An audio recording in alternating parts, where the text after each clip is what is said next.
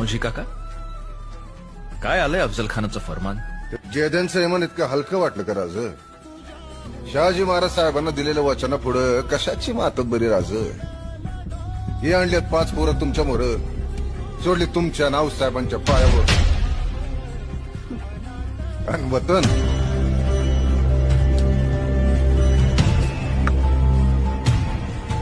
हे सोडलं वतन आऊसाहेबांच्या पायावर.